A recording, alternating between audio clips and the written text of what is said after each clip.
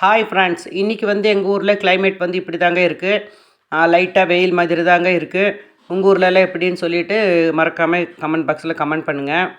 என் மகன் வந்து இன்றைக்கியும் ஸ்கூலுக்கு அனுப்பலைங்க. அவங்க கொஞ்சம் பரவாயில்ல, இருந்தாலும் நாளைக்கு போகட்டுன்ட்டு வீட்டில் தாங்க இருக்கான். அவன் கூடவே அவன் உடம்பு சரியில்லாமல் ஆனதுனால எனக்கும் ரொம்ப டயர்டாயிருச்சு. ஏன்னா நல்லா தூக்கம் இல்லை. அதனால் கொஞ்சம் லேட்டாக தாங்க எழுந்திரிச்சோம். இன்றைக்கி வந்து மார்னிங் ரொட்டீன் என்னங்கிறத போய் பார்க்கலாங்க. முந்தா நேற்று வந்து என் மகன் வந்து இட்லி கேட்டான். இட்லி மாவு தீர்ந்துருச்சு. அதனால் நேற்று சாயந்தரம் என்ன பண்ணோன்னா, இட்லிக்கு வந்து ரெடி பண்ணுறதுக்காக மாவு அரைச்சி எல்லாமே ரெடி பண்ணி வச்சுட்டோங்க. கொஞ்சம் ஜாஸ்தியாகவே இட்லி மாவு அரைச்சி வச்சுட்டோம். ஏன்னா அவனுக்கு வந்து இட்லி தோசைன்னா தான் நல்லா சாப்பிடுவான்.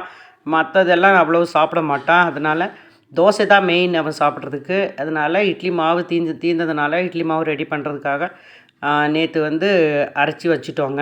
நம்ம கஷ்டம், வருத்தம் எது வந்தாலும் நம்ம வந்து அது வந்து ஏற்றுக்கலாங்க. ஆனால் நம்ம பிள்ளைங்களுக்கு ஏதாவது உடம்புக்கு ஒன்றுன்னா அதுதான் நமக்கு வந்து கையும் ஓடாது, காலும் ஓடாது.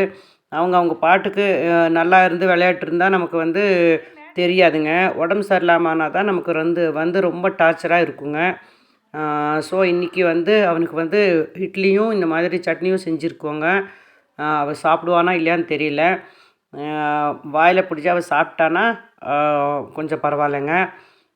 இதாங்க எங்கள் காலையில் டிஃபனு. அதுவும் நேற்று வந்து நம்ம மாவு அரைக்கும்போது கொஞ்சம் வந்து உளுந்து மாவு கொஞ்சம் நம்ம தனியாக அரைச்சி வச்சோங்க. ஏன்னா கொஞ்சம் உளுந்து வடையும் செய்யலான்னு. ஏன்னா அம்மாவுக்கு அது உளுந்து வடை தான் வாயில் அது என்னமோ பிடிச்சிருக்கு. அதனால் அம்மாவுக்காக கொஞ்சம் மாவை தனியாக எடுத்து வச்சோம்.